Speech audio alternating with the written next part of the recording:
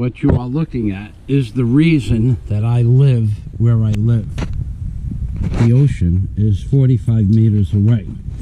Now, for the naysayers that say I'm not accomplishing anything, once again, more accomplishments. And today we have two major accomplishments in that this bracket that I built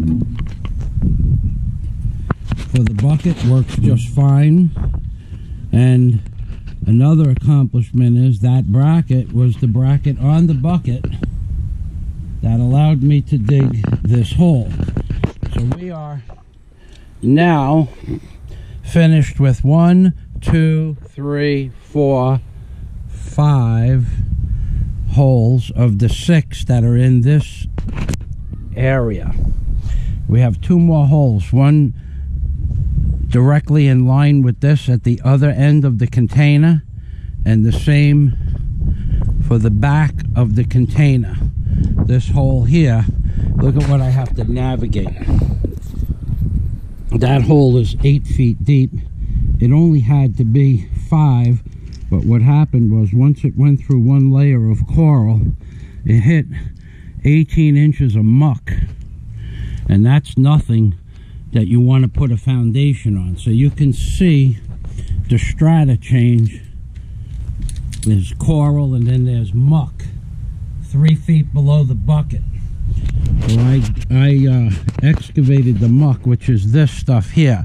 This is not something you want to put a footing on. This is clay. You don't want to put a footing on clay.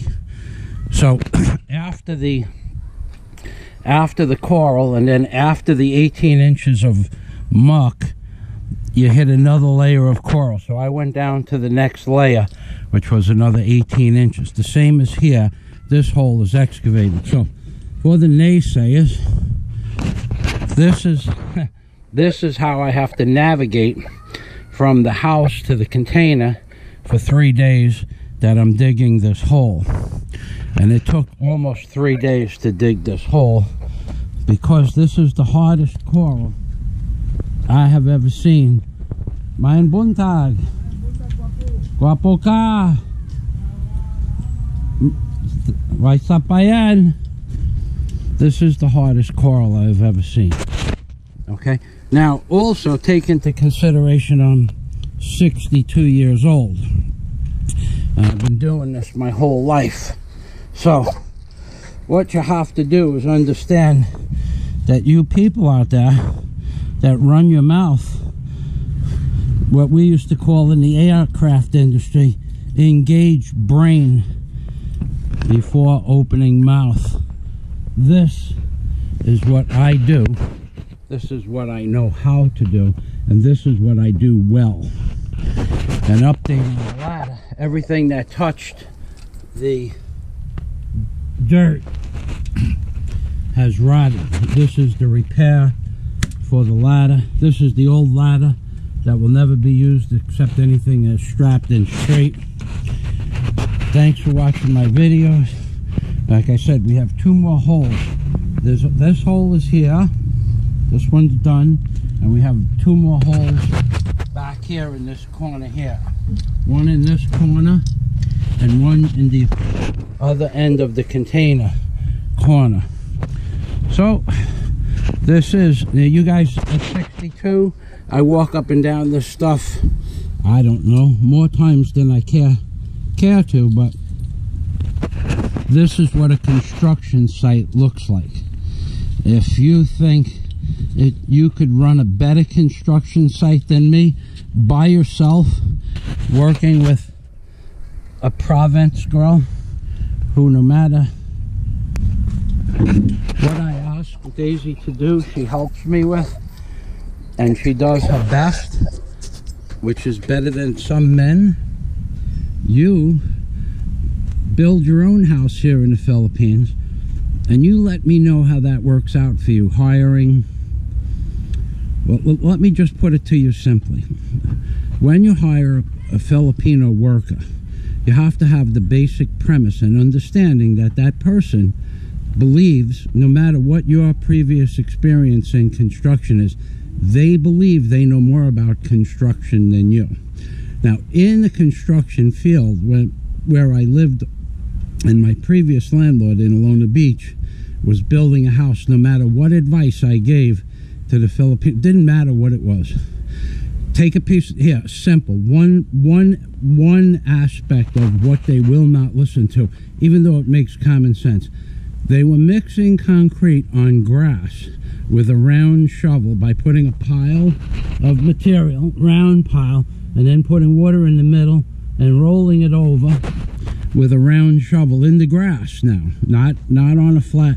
So what I said was, there's 35 sheets of plywood over there.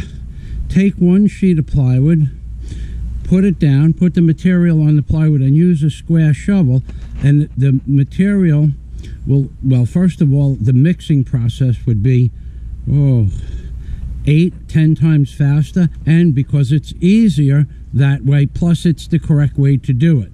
Do you know that for 4 months I watched them mix concrete on that grass, and when that got too bumpy, they just went over to another patch of grass? And when they left the job, they didn't clean up the grass. I actually helped the landlord clean up the grass. But my point is, for 38 years owning an heavy equipment and general contracting and septic tank contracting company, and they think they know more than me, or they won't listen to my advice.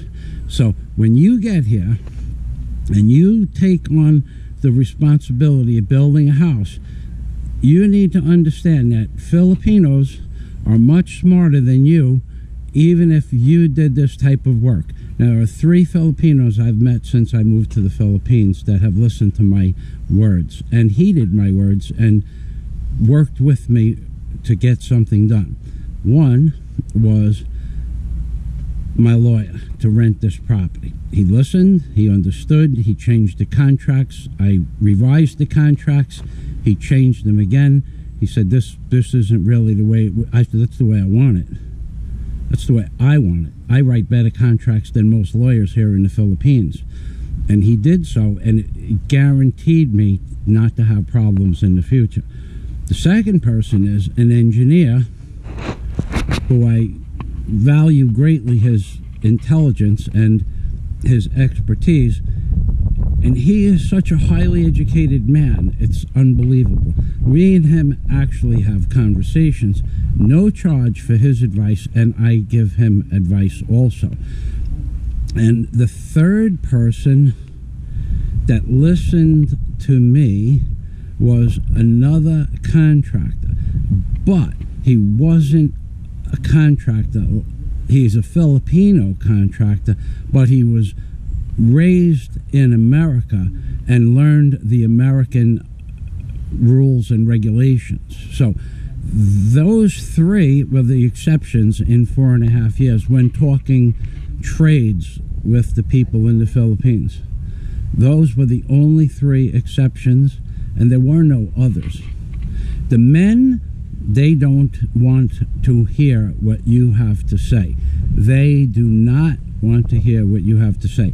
They will pull out 30-penny rusty nails out of hardened coconut lumber with a 16-ounce round claw hammer when there is a 36-inch crowbar right there. Here is the board they're taking the nails out of. No, they put the boards on the floor like this, and they bend over on their knees and pull the nails out like this. When there's a horse or a bench here and a 36-inch crowbar right here, they will not use the crowbar. And if they do use the crowbar,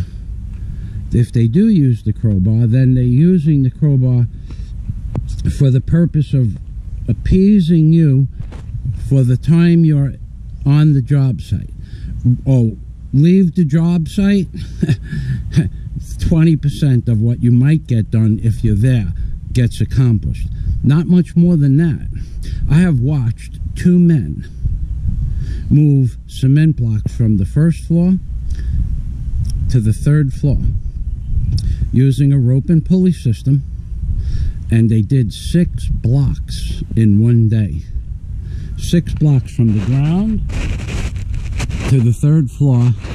One man up on top, one man on the ground, 6 blocks for the day.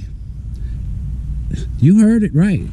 Now, those same 2 men, when the owner of the property came on site, moved 30 blocks an hour, and they weren't working hard. They could have moved 40 blocks an hour. But when the owner wasn't there, they moved 6 cement blocks, 6 kilo or 5 kilo net or 4 kilo, 4-inch block, 4-inch hollow blocks, whatever that is. That was their day's work for 350 pesos a day, 700 pesos. It cost 115 pesos to get 1 block up to the 3rd floor. 115 pesos a block. Picture moving 1,000 blocks at that rate, and the next day wasn't much different. Some days they'd move 24 to 30 blocks a day, but I did watch 6 blocks only. That is what you need to understand before you move to the Philippines, and if you're involved with a construction project, and why Daisy and I choose to work alone. So this is Michael Fazio and Lisa May in the Philippines, baby. That's right. This is why I work alone.